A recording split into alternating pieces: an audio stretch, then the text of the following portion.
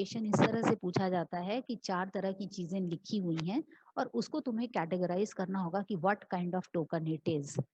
ठीक है, अब अगर 10-15 चीजें इनलिस्ट की हुई हैं तो तुम्हें बताना होगा कि which one is the keyword, which one is the identifier, which is the literal, which is operator, which is पंक्चुएटर।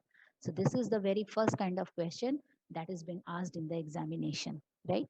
तो इस तरह का क्वेश्चन पूछने से क्या होता है, हमें ये मालूम हो जाता है कि बच्चे का कॉन्सेप्ट रियलिटी में क्लियर हुआ है या नहीं हुआ है। तो इन चीजों में अगर कोई अभी भी प्रॉब्लम है किसी चीज को समझने याद करने में तो वो पूछ सकते हो, मैं बता दूंगी।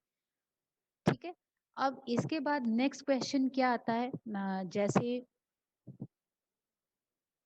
अरे यार याद क्या करना है, आदेश जाता तो तुम इस्तेमाल करते हो, वो तो तुम्हें ऑलरेडी याद है, बचेंगे सिर्फ बस। हाँ तो उसको लर्न कर लेना, क्या फर्क पड़ता है, तुम अच्छे प्रोग्रामर हो, आगे जाओगे तो वो भी याद हो जाएंगे, रटना नहीं पड़ेगा।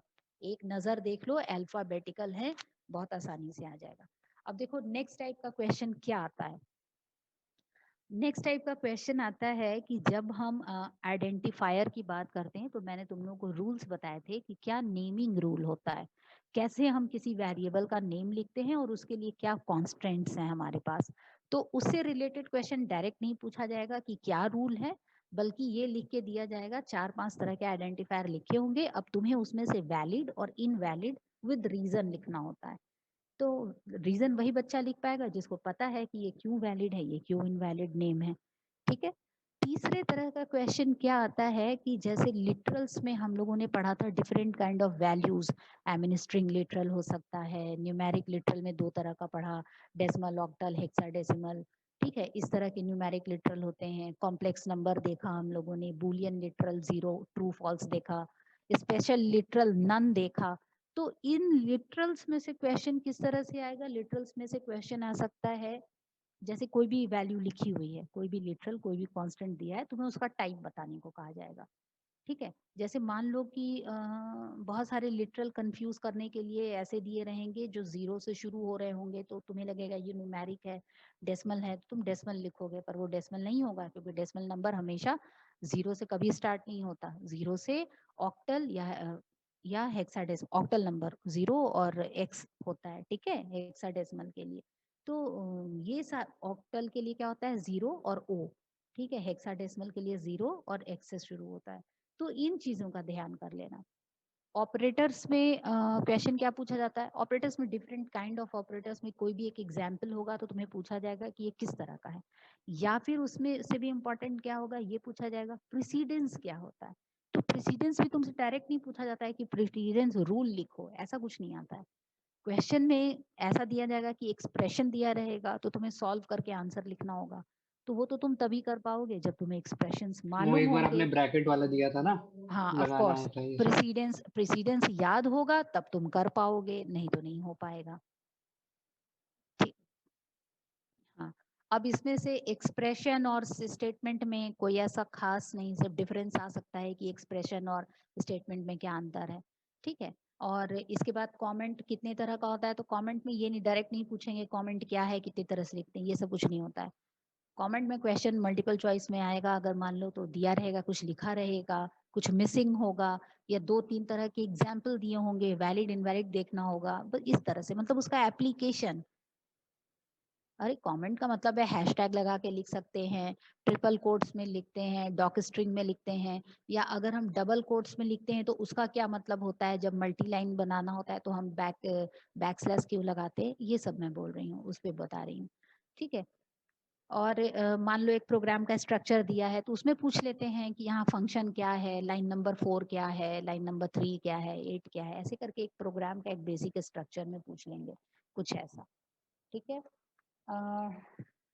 डायनेमिक टाइपिंग का कॉन्सेप्ट एक लाइन में आता है, ये भी मल्टीपल चॉइस का क्वेश्चन है कि डायनेमिक टाइपिंग क्या होती है, उसका मल्टीपल चॉइस में पूछ सकते हैं तुमसे, या वैलिड इनवैलिड करके पूछ सकते हैं, बस ये सब होता है। इनपुट आउटपुट स्टेटमेंट ये सब कुछ नहीं है, ऐसा पूछा जाएगा। Integer Boolean. डेटा टाइप में, डेटा टाइप में क्वेश्चन जो आता है वो है तुम्हारा कि जैसे कोड डेटा टाइप है तो कोड डेटा टाइप पूछा जा सकता है कि कौन कौन से 1 मार्क में, या पूछ लेते हैं कभी कभी कोड डेटा टाइप क्या है। जैसे इसमें मेन आता है म्यूटेबल और इम्यूटेबल टाइप का डिफरेंस क्या होता है। एक बहुत ही इंपॉर्टेंट क्वेश्चन है कि इम्यूटेबिलिटी से आप क्या समझते हैं, राइट। और इसके बाद आता है एक्सप्रेशंस में ज्यादा इम्पोर्टेंट ये है कि तुम्हें हर तरह के एक्सप्रेशन को इवेलुएट करना आता हो।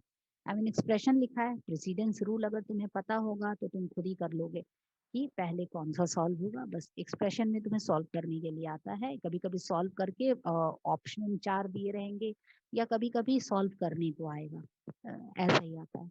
इसके बाद लाइब्रेरी जैसे दिए हुए हैं, मैथ लाइब्रेरी फंक्शन, तो इसमें तुम्हें याद होना चाहिए कि कौन सा फंक्शन किस लिए यूज होता है। बस इनमें से ही एक आध को घुमा फिरा के पूछा रहेगा। फैब्स है, जैसे मान लो एक मैंने तुम लोगों को बताया था, कहाँ चला गया, मैं भूल गई हूँ अभी, इसमें शायद नहीं है।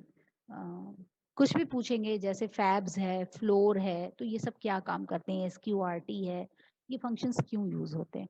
तो क्वेश्चन पूछने का तरीका ये नहीं होता है क्यों यूज होते हैं। क्वेश्चन पूछने का तरीका घुमा के इस तरह से होगा कि वो मान लो उसका डेफिनेशन लिखा होगा कि एक ऐसा फंक्शन है जो इस चीज के लिए यूज होता है, फाइंड आउट द फंक्शन, कौन सा फंक्शन है, या हमें ये करना है, स्क्वायर रूट निकालना है, तो हम कौन सा फंक्शन यूज करेंगे। कुछ इस तरह से घुमा के पूछा जाएगा, बट पूछा ऐसे ही जाता है, इससे ज्यादा नहीं कुछ पूछते हैं। ये हो गया तुम्हारा। इसके बाद स्टेटमेंट फ्लो कंट्रोल में जब आओगे, तो जैसे हम लोगों ने पढ़ा कि कंडीशनल स्टेटमेंट है, फिर आइटरेटिव स्टेटमेंट्स हैं, तो ये सब डेफिनेशन कहीं कुछ नहीं पूछा जाएगा। इफ एल्स में क्या होगा, इफ एल्स में भी तुमसे कुछ ऐसा नहीं पूछा जाएगा, ये कोड बेस्ड होगा। कोड बेस्ड का मतलब है छोटा सा कोड लिखा होगा और तुम्हें उसमें एरर ढूंढना होगा, सिंटैक्स एरर।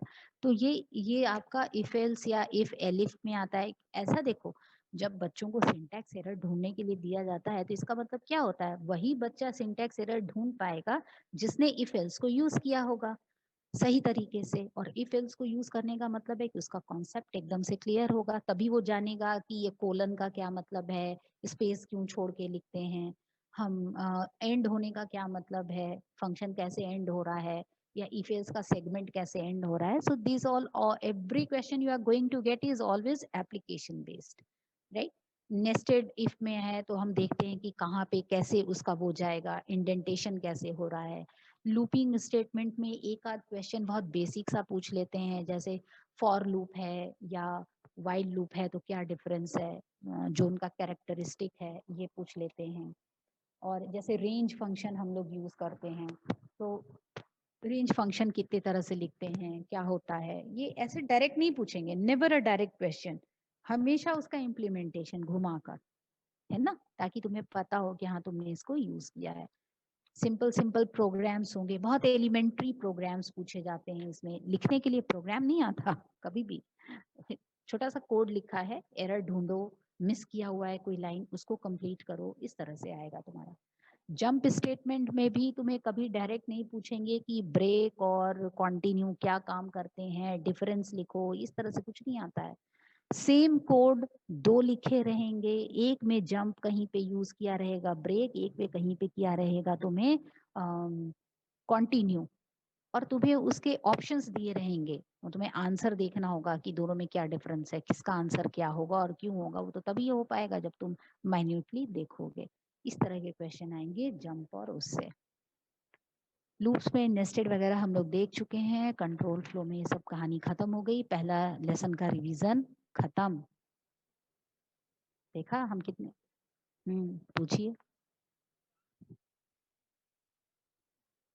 अरे भैया, ब्रेक और कंटिन्यू में, ब्रेक जो है वो तुम्हारे, हम्म, पास बेटा उस समय यूज किया जाता है जब हम चाहते हैं कि आइटरेशन हो जाए और हम उसमें कोई काम ना करें, कोई स्टेटमेंट एग्जीक्यूट ना कराएं हम, लेकिन एक आइटरेशन हो जाए, ठीक है, तो उसके लिए हम पास लिखते हैं। पास का फंक्शन ये है। कॉन्टिन्यू क्या करता है, उस आइटरेशन को छोड़ देता है, कम हो गया आइटरेशन, जहां वो कंडीशन फुलफिल हुआ कि ये हो जाए तो वो आइटरेशन छोड़ दो, यानी जो भी स्टेटमेंट लिखा है उस स्टेटमेंट को एग्जीक्यूट मत करो। ये हुआ ना, अगर हम प्रिंट करा रहे हैं एक्स की वैल्यू और हम 1 से 5 तक और वहां लिख दे रहे हैं if x is equal to 2 continue. तो पहली चीज तो हम इसमें कंडीशन दे रहे हैं कि अगर x की वैल्यू जब 2 हो जाए तो कंटिन्यू कर दो। इसका मतलब है अगर हम प्रिंट x करा रहे थे तो प्रिंट x उस आइटरेशन में काम मत करो, नेक्स्ट वाली आइटरेशन में करना। सो this is the concept of continue.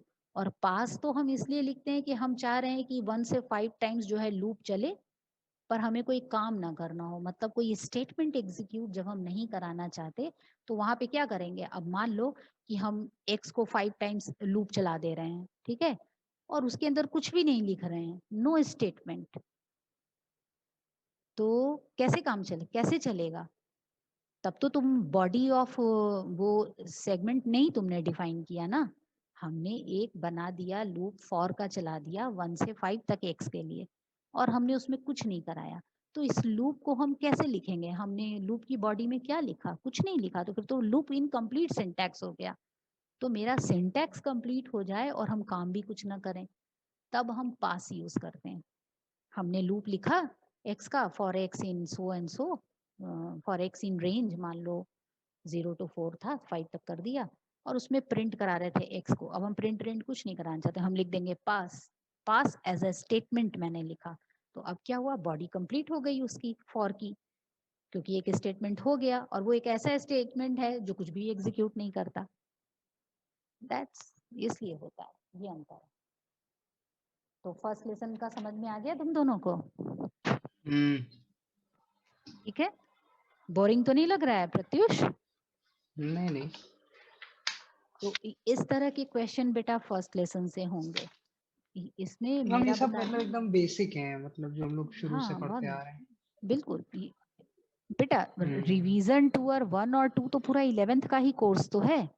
जो तुमने 11th में पढ़ा है पूरी बुक में उसी को शॉर्ट करके रिवीजन 2 और 1 और 2 कर दिया गया है। 1 में तुम्हारा एकदम बेसिक बताया गया है और 2 में पाइथन का बेसिक बताया गया है। कौन कौन सा, जैसे जो जो हमने पढ़ा था, लिस्ट पढ़ा, स्ट्रिंग पढ़ा, कौन कौन से ऑपरेटर हैं, लिस्ट पे क्या यूज होगा, स्ट्रिंग पे क्या यूज करेंगे, टपल में क्या होगा, और डिक्शनरी में हम क्या कर सकते हैं, क्या होता है, कैसे लिखते हैं। तो ये सारे जितने भी तरह के एलिमेंट है पाइथन के वो सब रिवीजन 2 और 2 में हमने खत्म कर दिया। और लास्ट में हमने सॉर्टिंग पढ़ा दी कि सॉर्टिंग था तो सॉर्टिंग कैसे करते हैं, कितने तरह का होता है, वो सब लिख दिया, प्रोग्राम हो गया। अब 11th का पोर्शन खत्म हो गया। अब हम 12th के पोर्शन पे जब आएंगे तो इतना सब रिवाइज करने के बाद हम पहले फंक्शन पढ़ते हैं। और मैं तुम लोगों को क्लास पढ़ाना चाहती हूँ, ऊप्स के कॉन्सेप्ट पढ़ाना चाहती हूँ, क्योंकि ये अगर थोड़ा सा 2 या 3 क्लास में पढ़ लोगे अलग से तो तुम्हारे आगे प्रोजेक्ट बनाने और ये सब काम में बहुत ज्यादा आराम होगा, क्योंकि वही आगे का मैम कॉन्सेप्ट है। एक बार वो ब्रीफ कर दीजिए प्रोजेक्ट वर्क थोड़ा सा। प्रोजेक्ट